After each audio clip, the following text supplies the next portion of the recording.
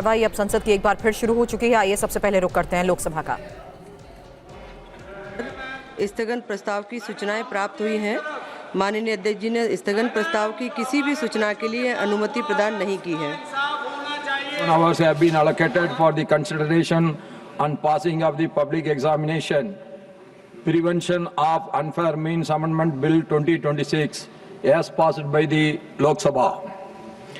The provisions of the bill are of considerable significance, and in order to give wider participation to members, if the House agrees, we may sit late today for the disposal of the bill. I hope honourable members will extend their cooperation. Now, Dr. Jitendra Singh ji to move a motion for consideration of the public examination, Prevention of Unfair Means Amendment Bill 2026.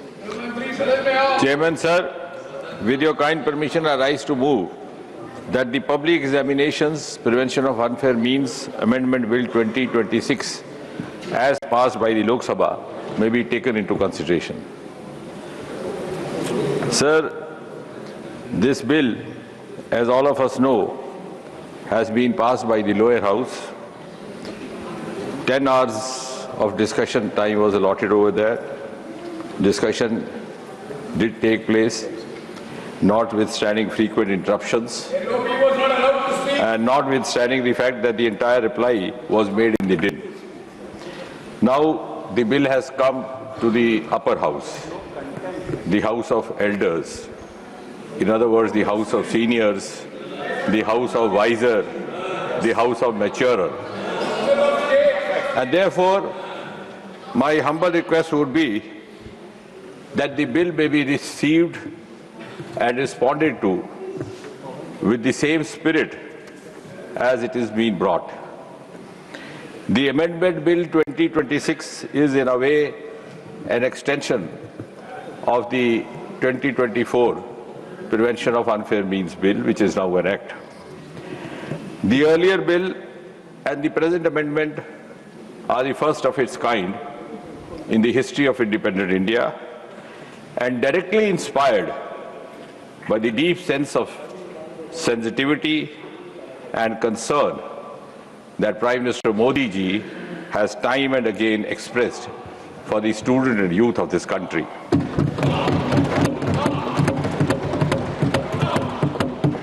The bill also testifies that this government does not stand on prestige. We never stand on prestige. We are open to healthy inputs. We are open to constructive suggestions from all quarters. And that is exactly the reason why, in the wake of the recent sequence of events, Prime Minister Modi ji lost no time to declare that nobody will be allowed to jeopardize the future of our children, and also announced the resolve of zero tolerance to paper leak. And hence, this legislation, which seeks to make amendments in 2024 Act in order to make it more stringent, more deterrent, is being brought in. My humble request to all the elders in the House is that please help us implement this legislation effectively. And if there are any suggestions for improvement, I'll be taking note of it. I know by now most of the content of the bill is known to you. It has also been extensively reported in the media.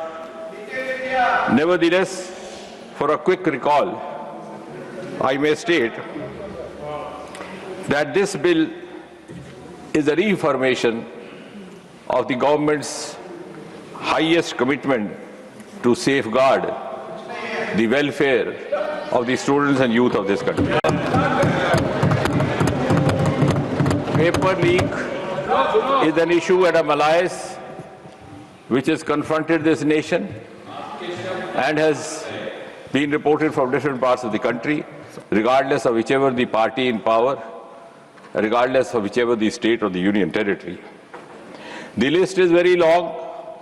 But if you go through, you will understand how assorted it is, hardly leaving any state or any party untouched. Some of the infamous paper leaks extensively reported in the media and talked about include the 2009 Railway Recruitment Board, 2011 All India Engineering Entrance Examination, 2012 AIIMS Delhi Entrance Leak, 2013 Maharashtra Higher Secondary Certificate Leak, 2010 B.Ed Entrance Examination, 2014. Yes, I am coming to that. I am coming to that. Yes. Coming to. I will come up to 26. I am going to come up to 26. Let the minister speak, please. I said I will Let come the up to minister 2026. UP 2010 B.Ed Entrance Examination, UP 2014 Combined Pre-Medical Examination, UP 2015 Uttar Pradesh Provincial Service Leak, Tamil Nadu 2012 Tamil Nadu Public Service, West Bengal 2009 Joint Entrance Exam, Rajasthan 2018 Police Constable Recruitment Scam, 2019 Rajasthan Librarian Grade 3 Scam, 2020 Rajasthan Junior Engineer, 2021 Rajasthan Eligibility Examination, 2021 SI Recruitment Exam, 2022 RPSC School Lecturer, 2022 Police Constable, 2022 Senior Teacher Grade 2 Examination, same year RPSC Public Service Commission, 2023 Rajasthan REET exam, 2019 Odisha Teachers Eligibility Test, 2023 Odisha Staff Selection Examination, 2016 Karnataka UC, and very recently Jharkhand Public Service Commission, irregularities in combined service. Now the suggestion is to come to the current, yes. So 2026, current year, Punjab Pharmacy Officer Recruitment Scam. So this is latest. Please. And even more recent, Karnataka Veterinary Officers leakage.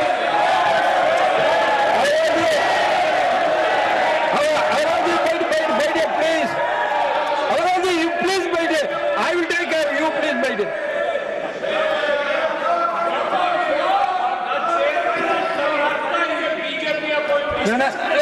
Please. Nothing will go on record except the minister's speech. So I'm glad that I'm glad the enthusiastic response from the opposition is a testimony to the fact that you have acknowledged what I have said.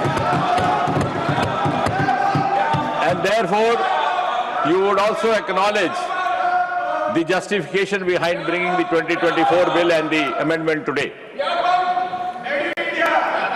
Broadly speaking, Chairman Sir, in this country we have 4 main recruitment agencies, namely the UPSC, the Staff Selection Commission, the Railway Recruitment Board, and the Institute of Banking Personnel. And for admission to higher educations, now you have National Testing Agency. And my next sentence is again going to excite some of the honorable members on the other side. The irony is that the first time the suggestion for setting up a national agency came way back in 1992, almost 33 years back. It was a Congress government at the center. A series of committees are formed. And in UPA 2 in 2010, again a very strong suggestion from one of the committees set up by them came to set up a national testing agency. I'm sure they will appreciate and be grateful and thank Prime Minister Modi that the unfinished task and unfinished agenda left by UPA is being completed and brought to conclusion by the NDA.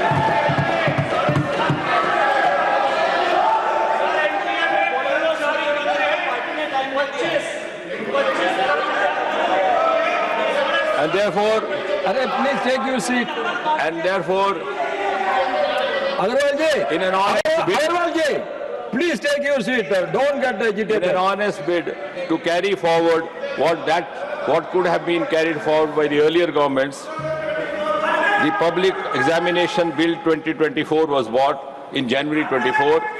It was enacted in February 24, implemented in June, and also notified in June 24. The bill's main objectives at that time were to give greater Please, transparency. honorable member, please Yes. take your seat. Yes, that is precisely the reason you didn't bring the bill. Because Pawan Kalal ji, you go back to your because seat, please.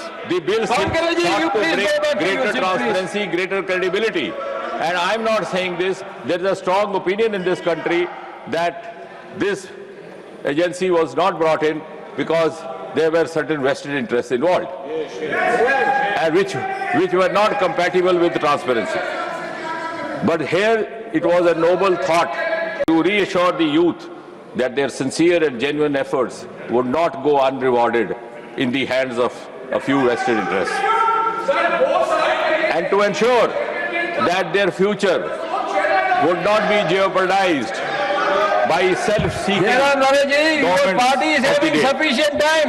You can give notes to The your more- speakers and you the can more speak you also. oppose, Please wait. the You more please you take your admit seat. Pawan that Kalal you had a ji, Pawan reason Kalal ji, you take of your not seat. bringing in national testing No agency running commentary, for please. 53 years.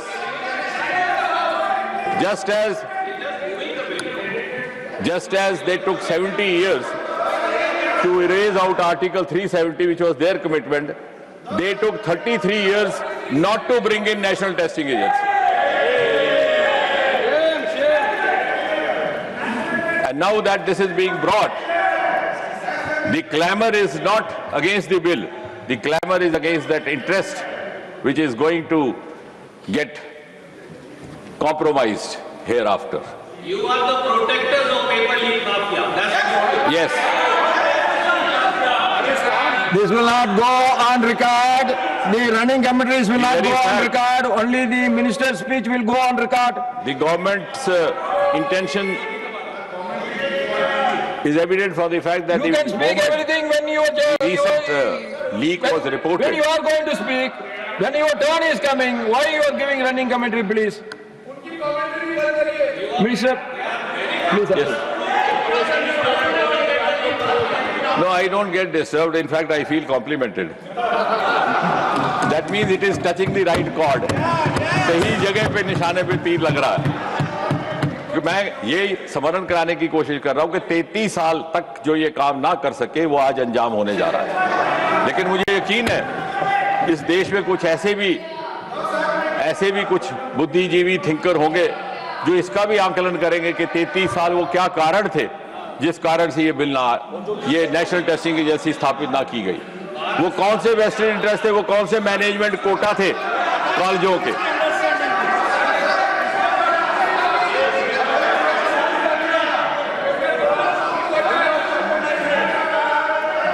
And as far as the recent case is concerned, immediately it was handed over to the CBI. It is being followed as per the Prevention of Unfair Means. And day 4 yesterday, the charge sheet was filed. And I'm glad to share that from yesterday, the trial has begun. As per this new law, the investigation will be complete in 2 months, followed by trial in 3 months, 5 mahine. We did not allow indefinitely running trials, which was happening in the earlier governments. अगर कहीं मजबूरी में कोई case दायर करना भी पड़ता तो it was more of an exit route or face saving, with the firm belief that you will never come to the conclusion.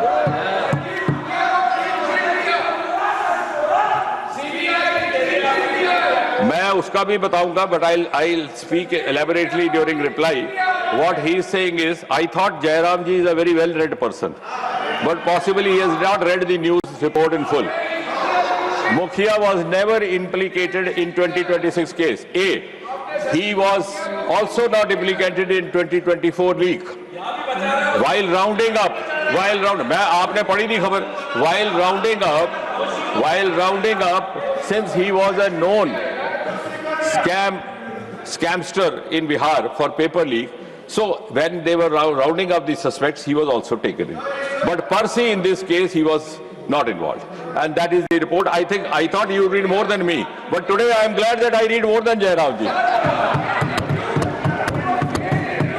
Anyway, so sir, without wasting time then, because we have to go in for discussion, a number of speakers, and finally we'll also have the concluding remarks. Just to spell out briefly in 5 minutes these important provisions that are being brought in, just the recall of the fellow speakers as well. In the earlier bill of 2024, we had the subsection 1 of section 10, where a person or persons involved were subject to 3 to 5 years of imprisonment and a fine up to 10 lakh. This has been increased to imprisonment of 5 to 10 years and a fine up to 50 lakh. As far as the service provider is concerned, now if Jairam ji has not read that, I will read out. What is the definition of service provider? नहीं, क्योंकि आप ही बार बार टोक रहे हैं और कह रहे हैं आपको ज्यादा. Service provider means any agency, any organization, any body, any association of persons, any business entity, any company, any partnership or single proprietorship, any sub-associates, any subcontractors, any provider of sport, of any computer resource or any material, by whatever name it may be called, which is engaged by the Public Examination Authority for the conduct of public examination. So this was a definition given in 24 itself, but just to recall. Now, in 24, the penalty laid down was fine up to ₹1 crore and barring them from conducting an exam for 4 years. This fine is now being increased to 5 years, and the concerned would not be allowed to conduct an exam instead of 4 years for as long as 8 years. Subsection 3 of section 10, director or senior management in connivance. Imprisonment earlier was 3 to 10 years in 24, now it is being increased to 5 to 10 years. Fine was up to 1 crore, it is now being increased to 5 crore. And organized crime, the mafias, which sometimes prompt us to oppose the bill. Mafia is a larger nexus. It could involve persons from the business community, persons from the crime world, and persons from public life also sometimes, unfortunately. And the echo buzzes all around. And for this organized crime committers, the imprisonment earlier was 5 to 10 years. It is being increased to 7 to 10 years. And fine was earlier not less than 1 crore. It is now being increased to 10 crore. And most importantly, there is a provision of special fast-track court, so that the powers that be do not find an exit in filing a case, sleeping over it, and allowing the same malaise to continue as was happening before 2014. The Special Task Force, this is a new provision involved, and therefore, in the Act, we are adding Section 12A, a new section. The investigation could be conducted by a police officer, could be conducted by a central agency, if the government chooses to refer, as has been done in the current case, and also by a special task force, namely the STF. And the investigation will have to be completed within a period of 2 months, followed by trial within a period of 3 months, so that the special fast-track court will be able to exclusively deal with this. The special prosecutors will be nominated or appointed in consultation with the concerned High Court, and on justifiable grounds alone, the appeal provision is laid down, not in normal cases, that too to the double bench of the High Court. And beyond 30 days, unless the High Court is satisfied, it would not be possible to file an appeal, and in no case beyond 90 days. Now, may I also add over here that in the course of these few days when the bill was in process, it was being put up in Lok Sabha, it was being taken up in the discussion, the action has simultaneously started. We requested the Ministry of Law, and I'm glad the Department of Justice has already set up 6 special fast-track courts in this country. More are in the making. One of them is Delhi, where the trial has started yesterday in the current case. The other one is Mumbai, then in Calcutta or Kolkata, fourth or Madhya Pradesh, Bihar, Uttarakhand, and more are incoming. And as you all know, Prime Minister made this announcement and also said this in a video. हर जगह होगा, हर जगह होगा.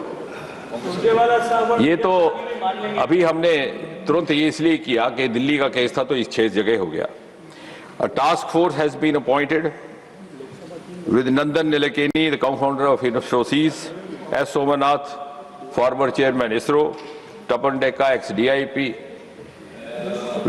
Dr. V. Kamakoti, director IIT Madras, Chennai, Anita Karwal, former secretary education, and Amrita Lal, Meena, logistics expert.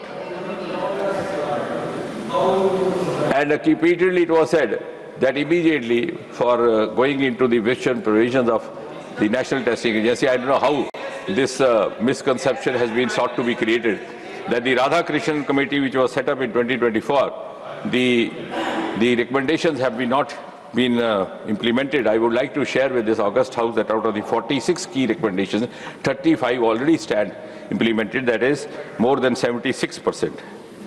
And therefore, the government is in right earnest with all the sincerity at its command, bringing in this amendment, and I'm sure no member will have any reason to object to this, and if you have an objection, I'm afraid the countrymen will be having objections for you.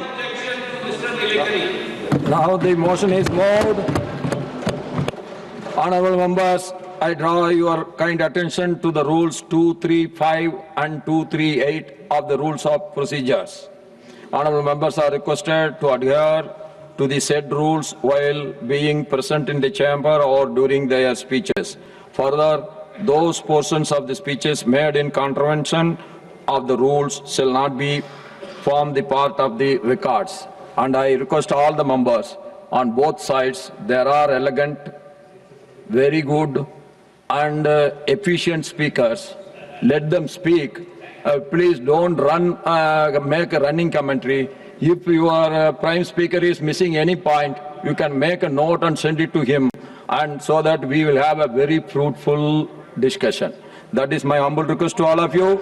Now, Sir, one point. Sir, one point, sir. yes. Sir, the leader of the House and the leader of the opposition are institutional positions. Right. Time is allocated to them in terms of the positions they occupy. So I request that the leader of the opposition be given special time and not be factored in as part of the time for the Indian National Congress. Okay. No, please. Let him speak. Let him speak. If he really requires extra time, we will consider it.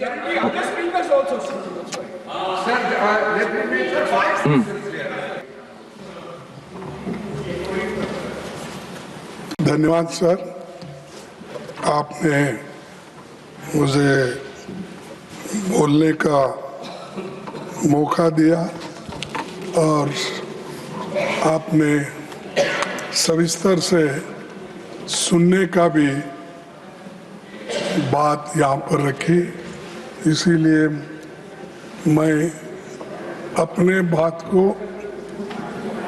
ठीक ढंग से रखूँगा और मैं यही चाहता हूँ कि सरकार के लोग ठीक से सुने और इसका उत्तर वो ठीक से दे, यही मेरी अपेक्षा है और आप मुझे डेफिनेटली सपोर्ट करेंगे, ये मेरी आशा है। सर, मैं शुरू करता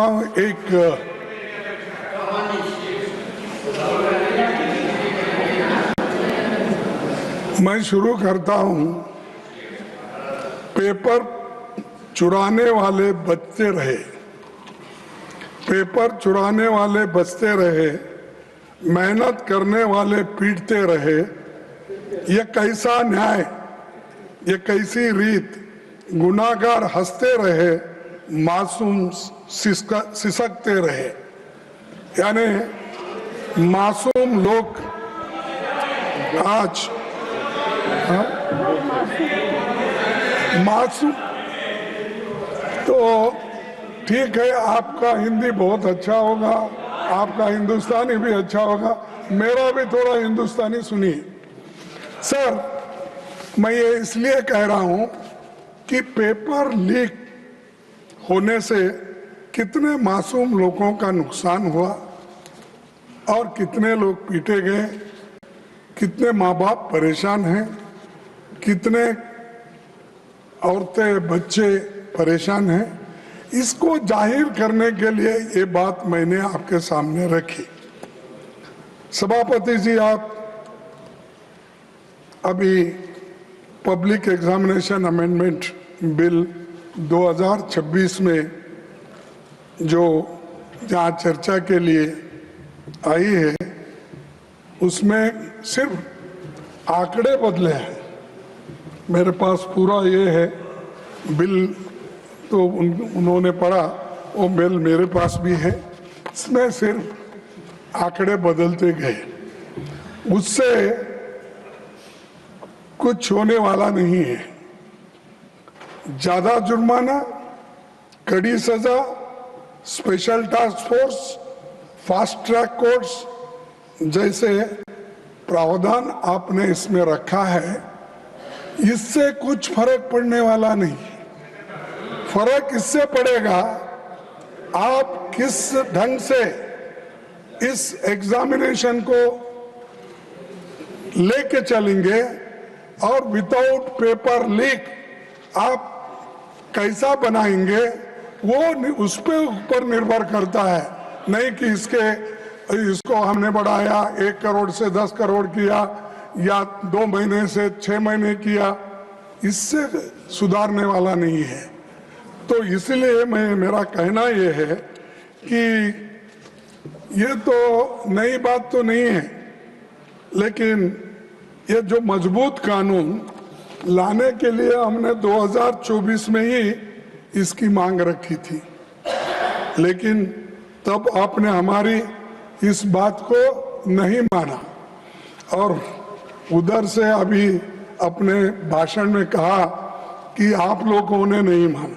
लेकिन इस मजबूत कानून को ठीक करने के लिए हम बार बार आपके सामने कहते रहे, लेकिन आप किए नहीं। लेकिन 2 साल के बाद आप जो काम कर रहे हैं उसे 2024 में ही क्यों नहीं किया?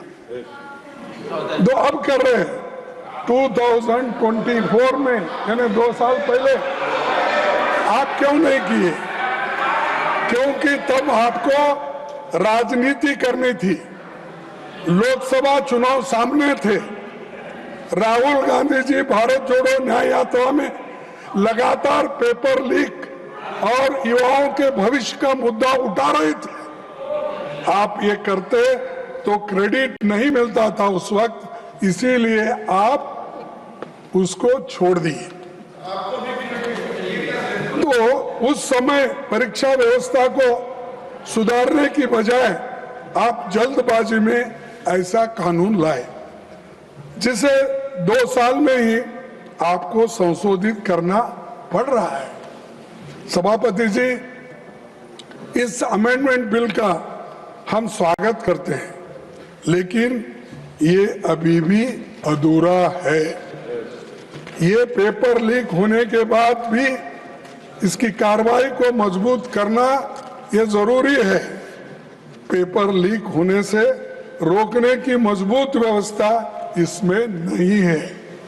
सिर्फ आपने आंकड़े बदले, लेकिन आपका इंटेंशन आपने इसमें नहीं बताया, इसको कैसा रोकना।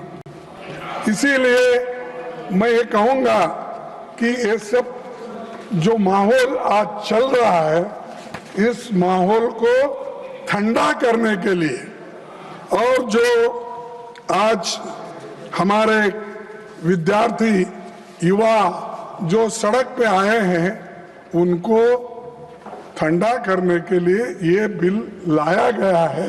ये है सो समस्या को सुलझाने के लिए नहीं।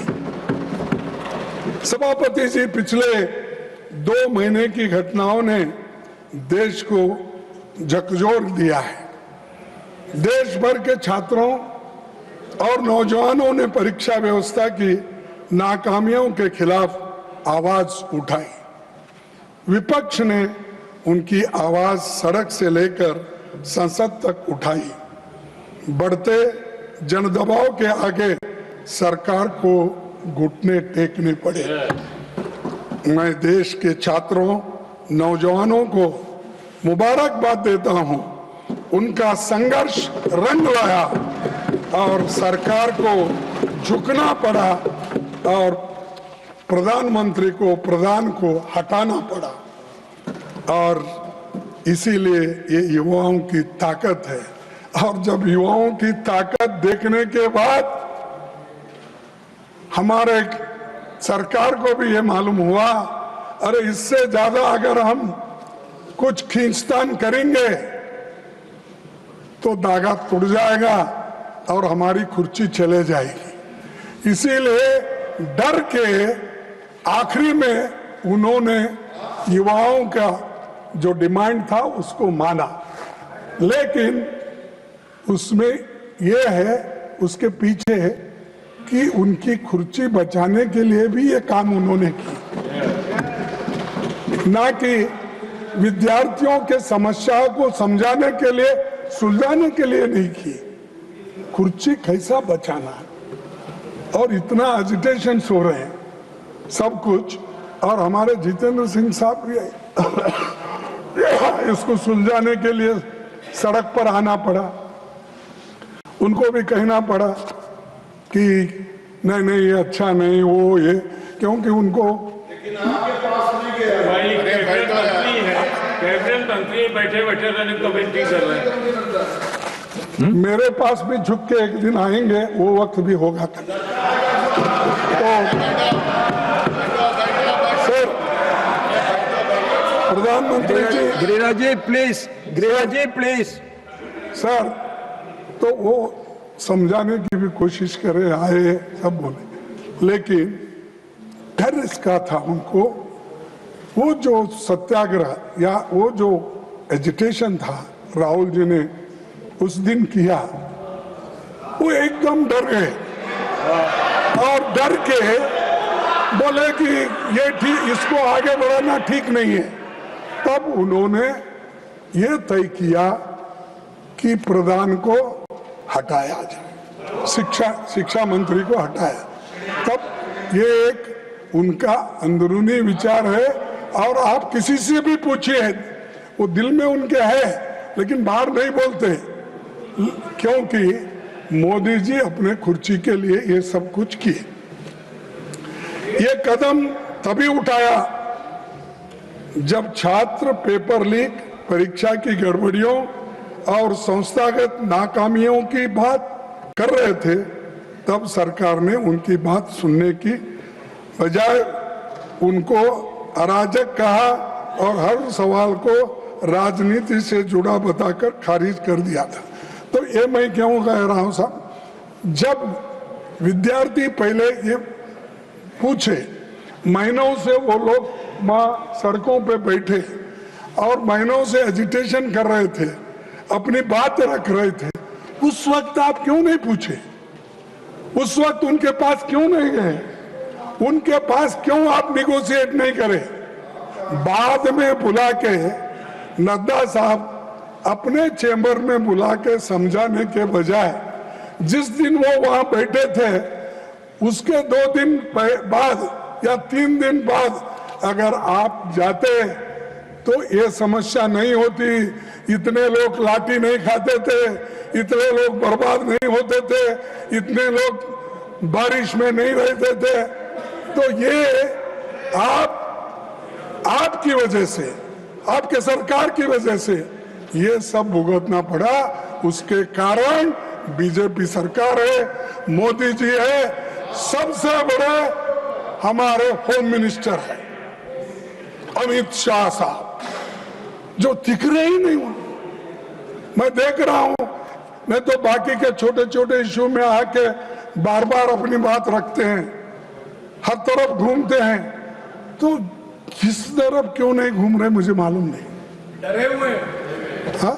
डरे हुए तो तो ये प्रधानमंत्री भी मुंह नहीं खोल रहे और हमारे होम मिनिस्टर भी नहीं हो रहे, क्योंकि यहां पर दिल्ली में ही इतनी गड़बड़ हो रही है और आप होम मिनिस्टर हो, लॉ एंड ऑर्डर देखते हो, इतना होने के बावजूद भी, गड़बड़ी होने के बाद आपका मुंह भी नहीं खुल रहा।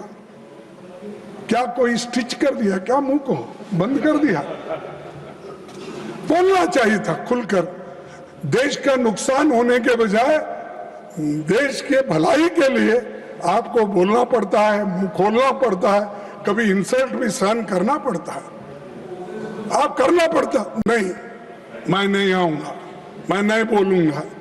अगर आप ऐसा बोलेंगे तो जो सबक स्टूडेंट्स ने तुमको सिखाया है उससे डबल सारे विद्यार्थी और युवक मिलके एक दिन फिर आपको वो सबक सिखाएंगे। सर, 20 जुलाई 2026 को हजारों छात्र शांतिपूर्वक संसद की ओर मार्च कर रहे थे। वे संवाद चाहते थे, लेकिन उन्हें मिला लाठीचार्ज, आंसू gas, water cannons, pellet gun, current वाले बैरिकेड, मेट्रो लाठी में कीले रखकर और रेलवे स्टेशन भी बंद करे और मेट्रोस बंद करे और इंटरनेट बंद करे। ये सब ठप हो गया। ये सब आपने किया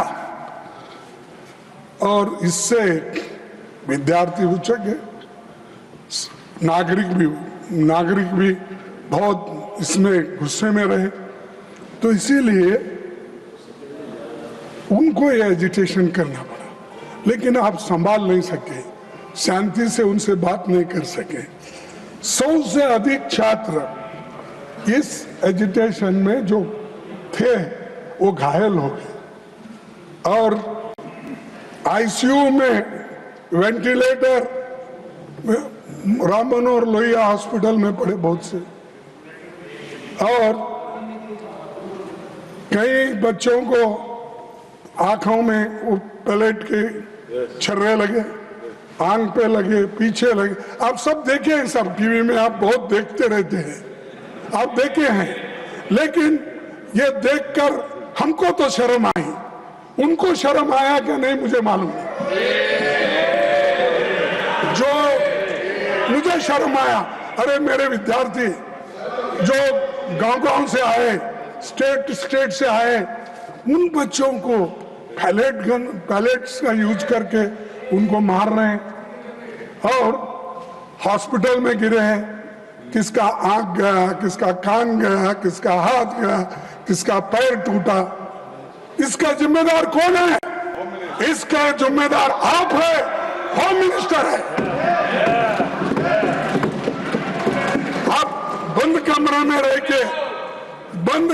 में रह के आप सुन रहे होंगे मेरी बात, लेकिन आप बंद कमरे में रह के बहुत दिन छुप नहीं सकते। एक दिन हम बाहर खींच के लाएंगे और जनता के सामने हम दिखाएंगे इनके दिल में क्या है।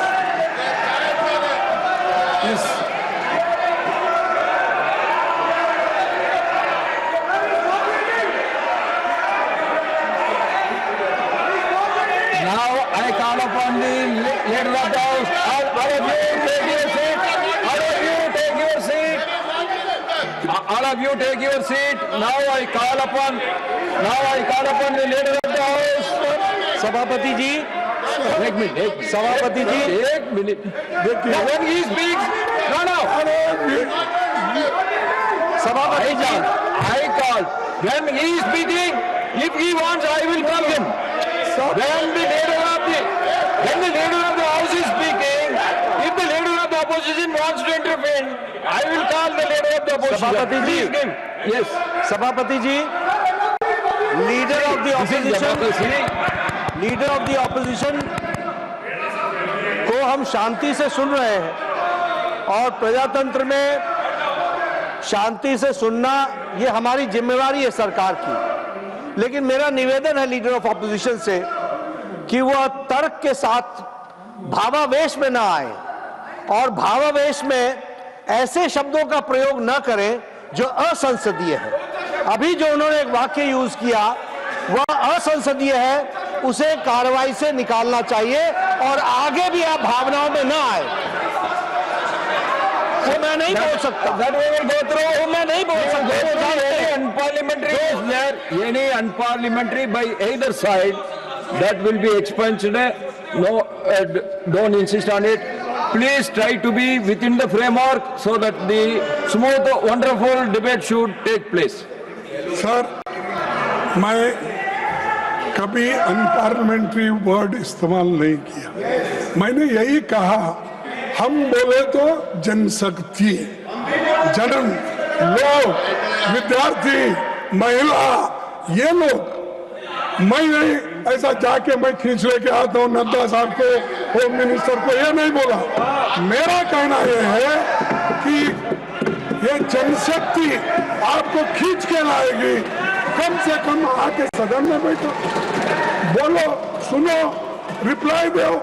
अब हमेशा हर चीज का हमारे पास हमदर्द बोल के कोई औषध तक तेज नहीं, जिंदा तिलिस्मात, हर बीमारी को जिंदा तिलिस्मात, फीवर आने दो जिंदा तिलिस्मात, और कोई को बुखार आ गया वो जिंदा तिलिस्मात, अच्छा खांसी आ गई जिंदा तिलिस्मात, उसका नाम ही जिंदा तिलिस्मात। हर कौन सी बीमारी आने दो, लोग हैदराबाद में वो जिंदा तिलिस्मात ही देते थे साहब।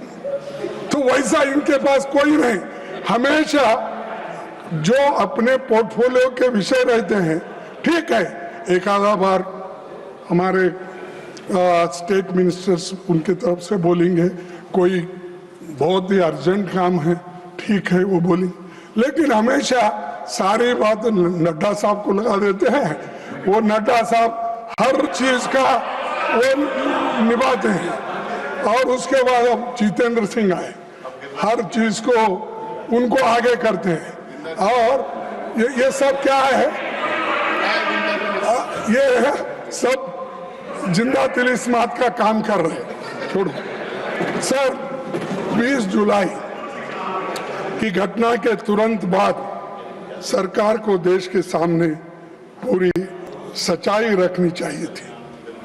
लेकिन हैरानी है कि इतनी बड़ी घटना के बाद भी आज तक मैंने कहा पीएम या एचएम अपनी बात नहीं रखे, इसके बारे में रिग्रेट भी नहीं करे। रात के 12 बजे, रात के 10 बजे इंस्टाग्राम उसमें ऐसा लेके बात कर रहे हैं। और क्योंकि उनको नींद नहीं आ रही थी, बहुत परेशान थे। अरे आपको तो मन की बात बोलने की आदत है, आपको तो हर बात में इंटरफियर करने की आदत है, आपको तो पिछले सरकार को 100 बार गालियां देने की आदत है। कम से कम बच्चों को एड्रेस करने के लिए आपको समय नहीं मिला, रात के 12 बजे मिला। और दूसरे बात, धन्यवाद, वो भी रात के 12 बजे। Thank you friends. ये नए शब्द उन्होंने प्रयोग किए, नहीं तो हमेशा हिंदी में बोलते थे,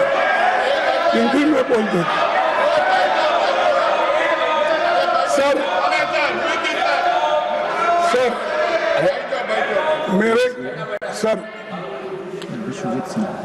अरे कोई पार्लियामेंट्री नहीं है मेरा, क्यों दिखा रहे तुम? कुछ नहीं उसमें। सर मैं आपसे पूछना चाहता हूँ, आपके माध्यम से उनको पूछना चाहता हूँ, लाठी चार्ज कराने के लिए, आंसू गैस करने के लिए, छोड़ने के लिए पैलेट गन के इस्तेमाल का आदेश किसने दिया? कौन लाठी चार्ज का आदेश दिया, आंसू गैस का दिया और पैलेट गन का इस्तेमाल करने के लिए आदेश कौन दिया? न आप स्टेटमेंट दे सकते थे, लेकिन आप नहीं, क्योंकि आप होम मिनिस्टर को हिफाजत करना चाहते हैं, लेकिन बहुत दिन हिफाजत नहीं कर सकते। नहीं होता साहब, अगर आदमी झूठ बोलता है तो एक बार उसका बाहर निकलना पड़ेगा बंटवार। तो इसीलिए आपके लोग आए, सादे कपड़ों में छात्रों को पीटने वाले लोग कौन थे? दिल्ली पुलिस किसके अधीन है? सीआरपीएफ एंड रैपिड फोर्स किसके आदेश पर काम करता है? इस पूरे घटनाक्रम का सर्वोच्च सूत्रधार कौन थे? कौन थे? अच्छा, मुझे मालूम नहीं। देश इन सवालों का जवाब चाहता है। अगर गृह मंत्री इनके जवाब नहीं दे सकते तो उन्हें इस्तीफा देना चाहिए। इन सवालों का जवाब अगर उनके पास नहीं है, अगर वो सफाई नहीं दे सकते यहाँ आकर, वो सदन में आकर ही देना। मैं बाहर पूछ रहा हूँ थोड़ी, तो आना और वो देना चाहिए। और खासकर इस कारणों के लिए, इस वजह से वो जिम्मेदार है, उनको इस्तीफा देना चाहिए और प्रधानमंत्री उनको पूछना चाहिए। लेकिन प्रधानमंत्री की हिम्मत होती है या नहीं मुझे मालूम नहीं, लेकिन ये उसके जिम्मेदार है। जो चीजें मैं आपके सामने रखा, अगर वे इस्तीफा नहीं देते तो प्रधानमंत्री को उन्हें पद से हटाया जाना चाहिए और दूसरे बर्खास्त करना चाहिए। यह सिर्फ दिल्ली का मामला नहीं है। बिहार, उत्तर प्रदेश, आसाम में छात्रों पर हुई बर्बरता पर भी केंद्र सरकार चुप क्यों है? बिहार में, बंगाल में, बिहार में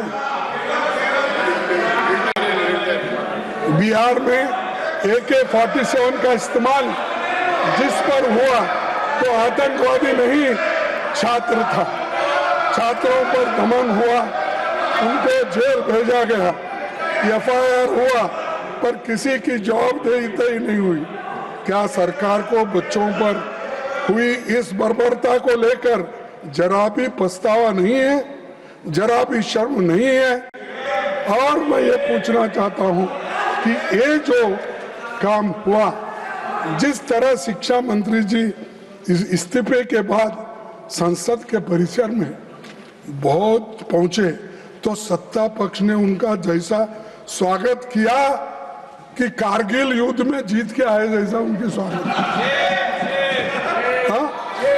और उससे ये संदेश क्या है कि आप नाकामियों का भी उत्सव मनाते हो। आप नहीं मानते, नड्डा साहब, दिल से आप नहीं मानते, क्या मानते हैं?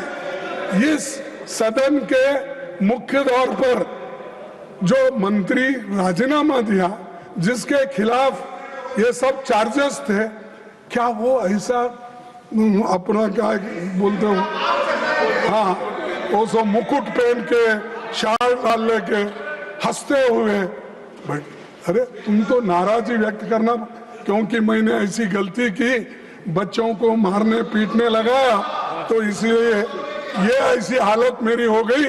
ये पश्चाताप करने के बजाय आपने जो ये अपना जलसा मना रहे।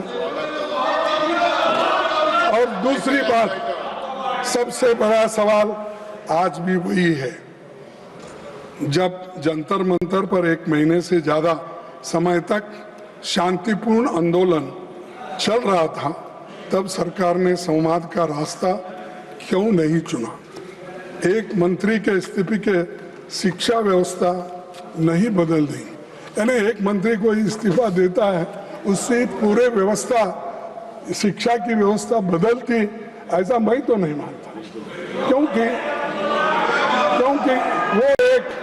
वो एक कारण, लेकिन इसको अगर आपकी सिस्टम वही रहेगी, आपका प्रयास वही रहेगा, तो निश्चित रूप से आप इसको सुधार नहीं सकेंगे। अब मंत्री तो गए, वो बात और है, लेकिन इसको सुधारने की कोशिश आप अभी भी नहीं कर रहे। सर उल्टा, हमेशा उनकी आदत है हम जो बोलते हैं उसका उल्टा करना। अगर इंस्टीट्यूशंस वही रहेंगे, एनटीए वैसी ही रहेगी, एग्जामिनेशन सिस्टम नहीं बदलेगा और जवाबदेही तय नहीं होगी, तो कुछ महीनों के बाद फिर कोई नया पेपर लीक होगा और हम फिर इसी सदन में यही बहस हम लोग करते रहेंगे।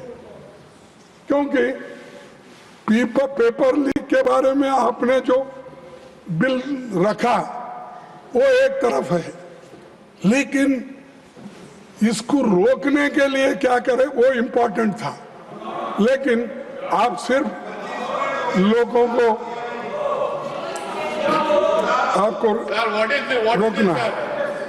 सर सभापति जी, सरकार की नाकामी के सबसे ताजा मिसाल नीट यूजी 2026 है, जिसमें 22 लाख से अधिक छात्र बैठे थे। पेपर लीक हुआ, परीक्षा रद्द करनी पड़ी और बाद में पता चला कि परीक्षा से लगभग 15 दिन पहले बाजार में पेपर गुम रहा था।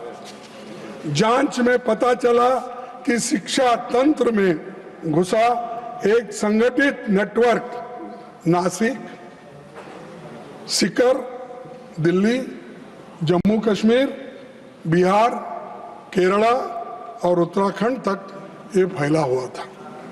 गिरोह खुलेआम काम कर रहा था, पर सरकार सोई हुई थी। क्या आपके पास इंटेलिजेंस नहीं है? क्या आपके पास आईबी नहीं है? क्या हर स्टेट, आपके हर जगह तो डबल इंजन है, सरकार है, डबल इंजन सरकार, क्या वो लोग इंफॉर्मेशन नहीं देते? क्या आप कलेक्ट नहीं करते? तो समय नहीं है सर, है सब व्यवस्था उनके पास, लेकिन समय नहीं, इसको सुलझाने के लिए समय नहीं, उसीलिए वो ऐसा हुआ। मैं पूछता हूं कि आपकी केंद्र और राज्य की खुफिया एजेंसी क्या कर रही थी, तो उसका जवाब उनके पास नहीं है। सभापति जी, ये कोई पहली नाकामी नहीं है। 2015 से लेकर 16, 21, 24 और 2026 तक नीट बार बार पेपर लीक और गंभीर गड़बड़ियों के आरोपों से गिरता रहा। हर बार मोदी की गारंटी फेल होते गई। हमेशा बोलते रहे मैं देख लूंगा, इस बार नहीं होने दूंगा, कड़ी से कड़ी सजा मिलेगी। कहाँ है कड़ी से कड़ी सजा? तो कड़ी तो टूट गई, लेकिन सजा किसको भी मिलेगी? सर, आज सरकार फास्ट ट्रैक कोर्ट्स की और स्पीडी इन्वेस्टिगेशन की बातें करती है, लेकिन उसका अपना रिकॉर्ड क्या है? 2024 नीट पेपर लीक मामले के मुख्य आरोपी को क्लीन चिट मिल गई है, जिनका नाम अभी हमारे जयराम रमेश जी ने लिया, मुखिया लिया। तो क्या किया साहब? उसको नाम मालूम है, जो आदमी किया वो भी मालूम है, डालना उसको पार्टी भी मालूम है। हाँ, पहले तो बोलते थे छोटी मोटी चीज को, अगर डी नोटिफिकेशन, क्या है वो, डिमोनेटाइजेशन में अगर मैं विफल हो जाऊंगा तो 15 दिन के अंदर मैं नहीं करूंगा, मैं चौराहे पे अपने आप को लटका देना, मेरे फांसी डाल। ये उन्होंने कहा, मैं मजाक से नहीं कर रहा हूं, आप ही के बात है, लगाओ ना इसको। जो आदमी किया आपको मिला है, आपके हाथ में है, जो आपको उसको क्लीन चिट दे रहे हैं, जो मिलता है उसको छोड़ रहे हैं, और आपका अचीवमेंट 0 है, किसी को शिक्षा अब तक नहीं हुई। तो सर, 2026 मामले में दिल्ली की फास्ट ट्रैक कोर्ट में सीबीआई समय पर पेश तक नहीं हुई, और पिछले दशक में केंद्र और राज्य की कम से कम 152 परीक्षाएं पेपर लीक के शिकार हो गए। और खड़गे जी, आज तक how much minutes more you paper want? Leak के मामलों में sir How many more minutes you want? Because time is over, I am just asking. I want, sir, you could have asked me how many more hours you want instead of more. That I can, that is correct, but we cannot sit endlessly. Sir, I will finish another half an hour. आज तक paper leak के मामले में किसी को सजा नहीं हुई। जब जांच और जस्टिस का यही हाल हो तो केवल कानून में कड़ी सजा लिख देने से न्याय नहीं मिलेगा। हर लीक लाखों छात्रों को यह संदेश देती है कि उनकी मेहनत की सरकार की निगाह में कोई कीमत नहीं है। इसका सीधा असर बच्चों के मानसिक स्वास्थ्य और पड़ता है। और मोदी जी के कार्यकाल में लगभग 1.25 लाख छात्रों ने आपकी सरकार की नाकामियों के वजह से सुसाइड कर लिए हैं। सर, सरकार ने शिक्षा व्यवस्था में भरोसा बहाल करने की जगह हर बार केवल डैमेज कंट्रोल और हेडलाइन मैनेजमेंट किया है। देशव्यापी छात्र आंदोलन के दबाव के बाद 12 साल में पहली बार शिक्षा मंत्री का इस्तीफा हुआ, हायर एजुकेशन सेक्रेटरी का तबादला हुआ और एनटीए के 47 अधिकारियों को हटाने का दावा किया। लेकिन सर, इसमें मैं पूछ रहा हूं, 47 में कम से कम 15 जगह खाली है और बाकी के तो लोग कॉन्ट्रैक्ट बेसिस पे हैं। अब किसको निकाले आप? कहाँ हैं 47 लोग? तो ये सब दिखाने के लिए, कहने के लिए मत करो, लोगों के दिल जीतने के लिए करो, ये महत्व का है। और बच्चों की हिफाजत करने के लिए करो। सर, सरकार मानती है कि दोबारा परीक्षा करा देने की पेपर लीक का समाधान है। नीट 2026 री एग्जामिनेशन में 2 लाख से अधिक छात्र शामिल ही नहीं हो सके। छात्रों की तुलना में लगभग दोगुनी छात्राएं परीक्षा से वंचित रही। कम समय में दोबारा परीक्षा ने आर्थिक रूप के कमजोर परिवारों पर आवास, ट्रैवल और अतिरिक्त खर्च का भारी बोझ डाल दिया। सर, करोड़ों छात्र अनिश्चितता में जी रहे हैं। परीक्षाएं टलती है, पेपर लीक होते हैं, नतीजे देर से आते हैं और भर्तियों का वर्ष तक अटकी रहते हैं। नतीजा ये होता है कि युवाओं का करियर रुक जाता है। कई उम्मीदवारों की उम्र सीमा निकल जाती है। इसीलिए हमारी मांग है कि सभी परीक्षाओं के लिए एक कानूनी रूप से टाइम बॉन्ड एनुअल कैलेंडर बनाया जाए ताकि सरकार भी समय सीमा के प्रति जवाबदेह हो और छात्रों का भविष्य अनिश्चितता से, भरोसे से न रहे। सर, मैं और एक चीज आपके सामने रखना चाहता हूं, वो है इसके बारे में कि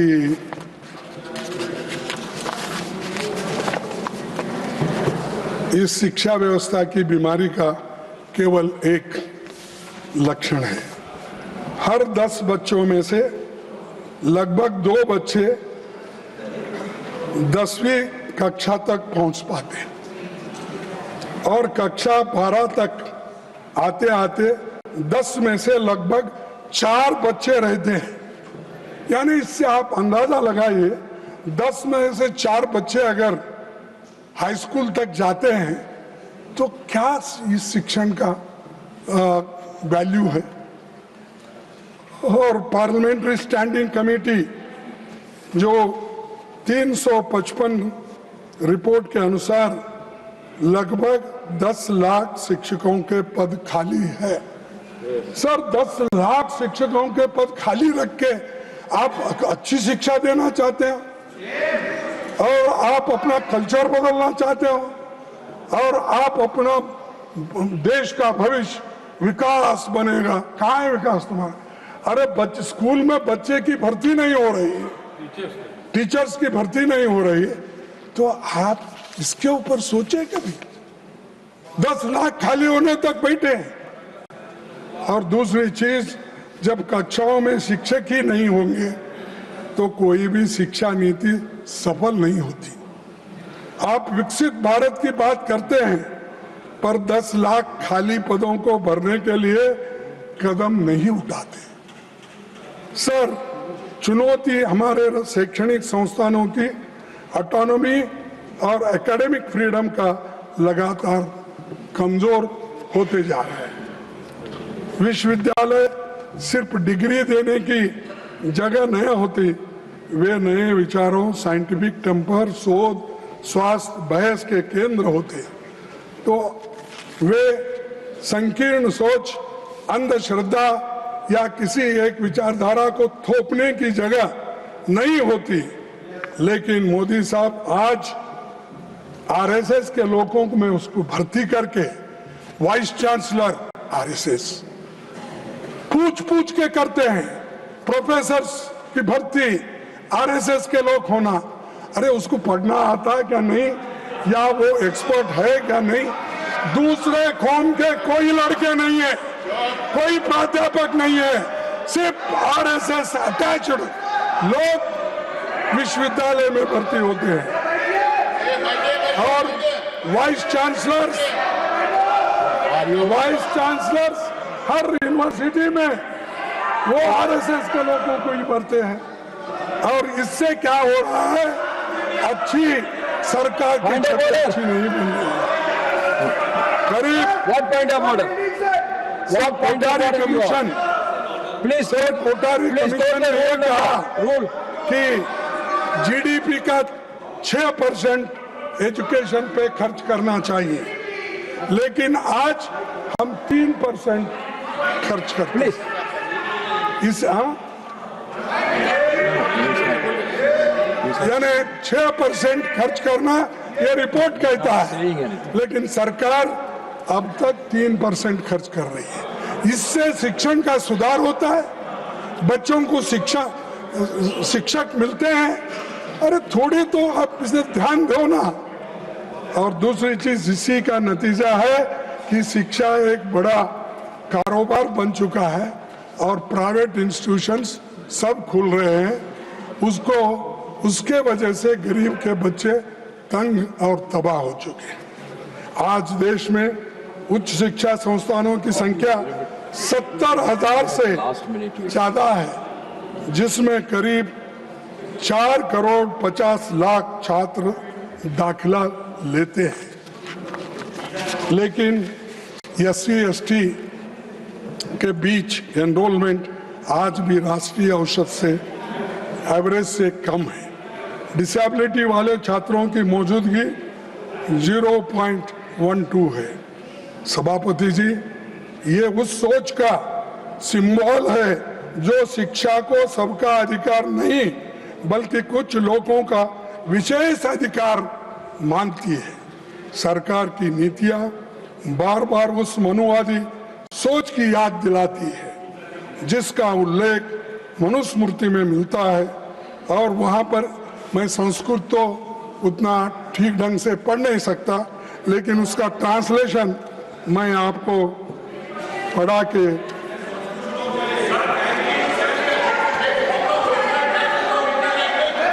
Let him speak, please take your seat. Ranchuji, please take your seat. Let him speak. If any objection is there, then we will look into it. अच्छा, ओरिजिनल टेक्स्ट के लिए लो बुक लो, मैं उसका ट्रांसलेशन करूं। ये पढ़ो इसमें।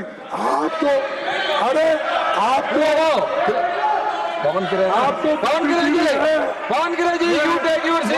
ये मनुस्मृति है, पढ़ो इसको, मैं देता हूं मैं आपको। तो इसीलिए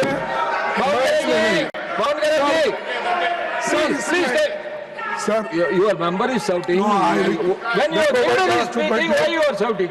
आप इतना मेरे को टाइम दे रहे, धन्यवाद करने के बाद इंटरफियर कर रहे उनको।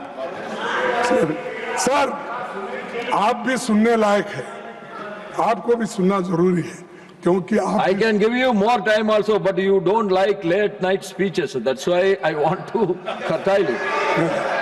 सर 1 मिनट सर, अरे उस विधायक की बात ही कर रहा हूं, हर चीज आपको बताया, नंबर बताया, टीचर्स के नंबर बताया, सिलेबस बताया। और एक बात बता दो, आप शिक्षा में सुधार लाना चाहिए, सबको समान और न्यायपूर्ण शिक्षा देंगे। और आपका ये भी कहना है कि जो विश्वविद्यालय है उसमें अच्छे अच्छे टीचर्स डालना है, अच्छे वाइस चांसलर आना है, लेकिन उसमें ये भी आ रहा है, सिलेबस जो बदल रहे हैं आप, उसमें ये भी आ रहा है, ये क्या है, शूद्र के वेद पाठ सुनने पर शीशे और जस्ते से उनके कान भर दिए जाए। वेद के अक्षर का उच्चारण करने से, सर वेद के अक्षर का उच्चारण करने पर उसकी जीभ काट ली जाए तथा वेद मंत्र धारण करने पर उसका शरीर काट डालना चाहिए। इसमें लिखा हुआ है, इसमें लिखा हुआ है, इसमें लिखा हुआ है। Mallikarjun Kharge ji, Manusmriti has to do with this bill anything? No, whether this Manusmriti is having anything to do with These this are bill? the RSS syllabus. This is coming in the university, No. high school, all that. Sir, Please conclude your speech, please. मैं आपसे Please take your seat. I am going to call. ऐसे Please take your seat. Please. ऐसे विचारों Yes, I understand. You please take your seat. और Madam, please विचारों take को your seat. हटाया जाए। और Please conclude. सर मैं आपसे, हाँ, Please conclude your speech, please. I'm coming to him. Please. You take your seat. I am coming to him. No, I am coming to him. You please take. No. You please take your seat. I am going to call. This is not correct. I am going to call the leader of the house. I am going to call the leader of the house. You please take your seat. I am going to call the leader of the house. You please take your seat. I am going to call him. आज के आधुनिक युग में रखने वाले भी हमें दिखते हैं, इनके पैरोकार Kharge ji, you please conclude your speech. दुनिया क्या सोचती होगी। सभापति जी, यूपीए सरकार ने I her am going to नागरिक call को the leader of the house. शिक्षा You का please take अधिकार your दिया seat. था। I am going to call him now. आज I am going to call him now. You please take your छीन seat. ले रहे हैं। Please Shrimati conclude. सोनिया गांधी जी के Kharge वक्त ji, please तो conclude. यूपीए सरकार ने कंपलसरी एजुकेशन के लिए और राइट टू एजुकेशन के लिए Kharge ji, you are a minister. You please take your seat. I am going to call him. I am going to call the leader of the house. You please take your seat. Kharge ji, please conclude. Please conclude.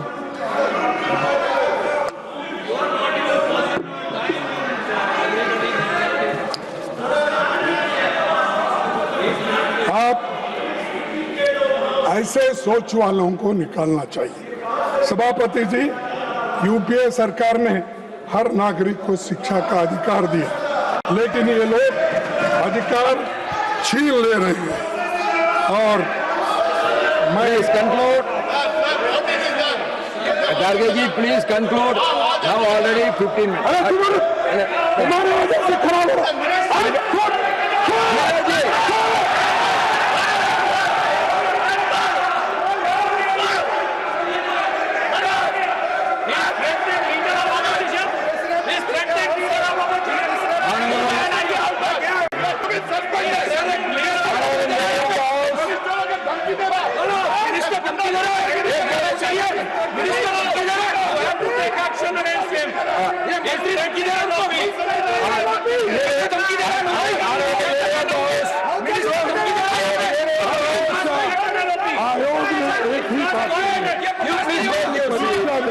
बच्चों को सीखने के बजाय पास होने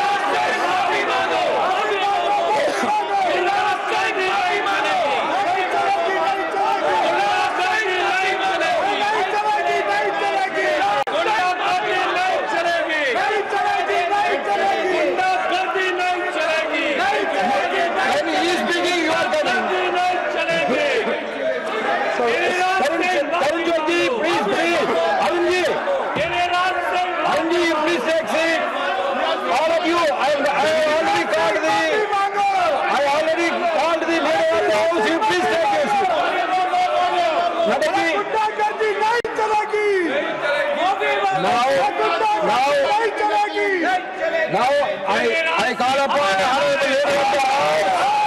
You please all of you please take it.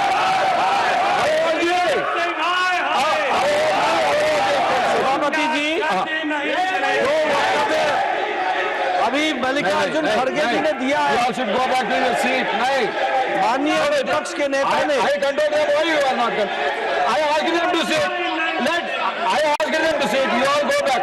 No, you all go back. You all go back to your seat. I asked them to sit. I asked them to sit. Why you are shouting?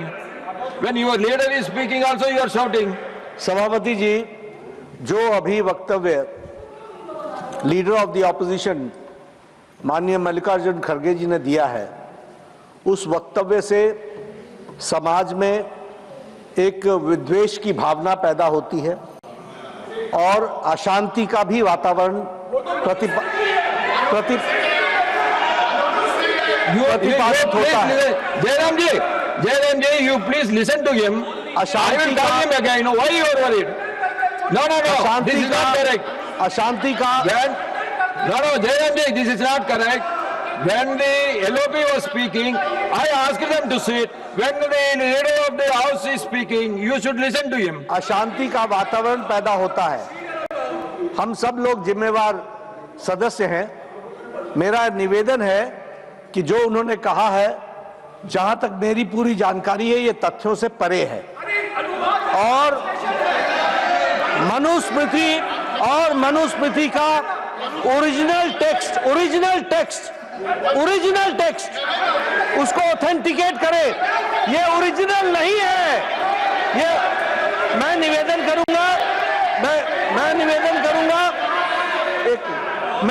करूंगा इस पर प्रकाश डालने के लिए सुधांशु जी 2 minute बोले।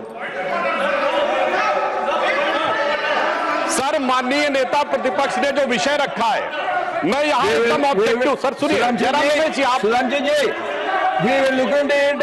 No, sir. 1 minute. 1 minute, listen to me.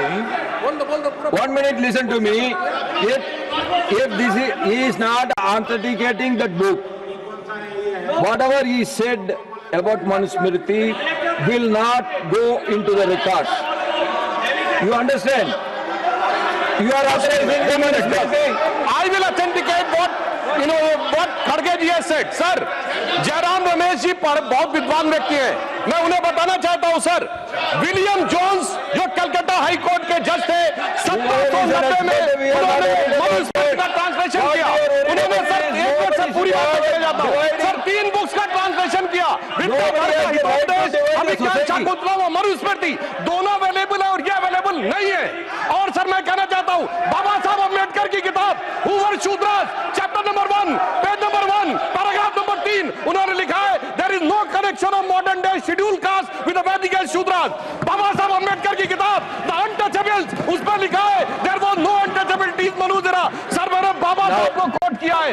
और जो आप सुनिए सर, इन्होंने बोला, सर मैं कहना चाहता हूँ, Do you know about William Jones से पहले की Do you know about Manusmriti कहीं अवेलेबल नहीं है सर, उससे पहले की दर्जनों किताबें अवेलेबल है, मसीह आलमगीर अवेलेबल है, शाहनामा अवेलेबल है, जहांगीरनामा अवेलेबल है, तज्जु के बाबरी अवेलेबल है, फतवा फिरोज शाही अवेलेबल है, तबाकत नासरी अवेलेबल है, और सुनिए सर तहकीक अवेलेबल है सर, मगर वही अवेलेबल नहीं, इसीलिए मैंने कहा I want authentication from original text, और ये अंग्रेजों ने बनाया, कोई टेक्स्ट अवेलेबल नहीं है, ब्रिटिश टाइम से पहले का कोई टेक्स्ट अवेलेबल नहीं है, और इसका किसी भारतीय Nothing will go on record for the moment. Nothing will go on the record for the moment. एक बात बहुत विनम्रता से अनुरोध करना चाहता हूँ, तिवारी आज Tiwari ji, 1 minute. When you are speaking, when LOP is speaking, all your members are standing all the time. नहीं सब बैठ गए, सब बैठ क्या सब बैठेंगे? क्या सब बैठेंगे? Every time I have to ask them. Every time I have to ask them. No, you should have some discipline. You should have some discipline. When I am asking him to speak, you are shouting. Sir एक minute बस, हाँ, मेरा एक व्यक्तिगत Yes. अनुरोध है sir, please, I will come back to you. माननीय leader of opposition ने स्वयमेव नहीं बोला है, एक्सटेम्पोर नहीं बोला है, उन्होंने अपने समर्थन में परिमल प्रकाशन पब्लिकेशन नाम है, और ये किताब इनके कार्यकाल में छपी है, चल रही है, प्रतिबंधित नहीं है, तो अगर ये दिखा रहे हैं तो गलती इनकी है। I want to know from you, Tiwari ji, are you authenticating? Tiwari ji, ले जाओ बुक दो। no, I don't want the book. I don't want to go into the book. I am not worried about Manusmriti. What I want to know from you is whether you or Garge is authenticating that book. You are not authenticating. Then why you are quoting from that book? That is not correct. मैं सिर्फ इतना कह रहा हूँ कि 12 साल से इनकी सरकार। Honorable Leader of the House, yes. No, only one thing. Whether he is authenticating it or not. If he is authenticating it, please authenticate. I want original text of Manusmriti. Original text. Original text. Original text. Original text. Original. Before. Original text before the British time. Trivedi ji, you please take your seat. Original text before the British time. Trivedi ji, when original is on his legs, why you are shouting? Original text before the British time.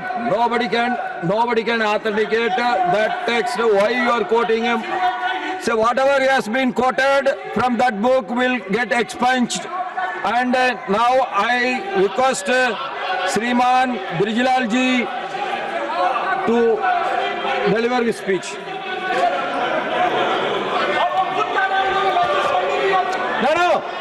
No, you please take your seat, please take. Yeah, honestly, you please take your seat. You are going to get your turn. Your name is there as 4. I account only the second. We have to conclude this debate. You can say anything. You can say all your views when. No. You can say all your views. Your number is there as 4. I just called the number 2. Let us have the smooth discussion, please.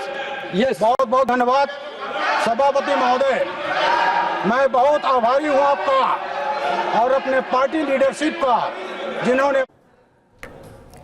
Rajya Sabha में चर्चा हो रही थी और उसके दौरान मल्लिकार्जुन खड़गे ने अपने बयान रखा है, काफ़ी कुछ कहा, लेकिन फिर उन्होंने मनुस्मृति की जब बात की तो फिर हंगामा भी हुआ। अब चर्चा आगे बढ़ रही है।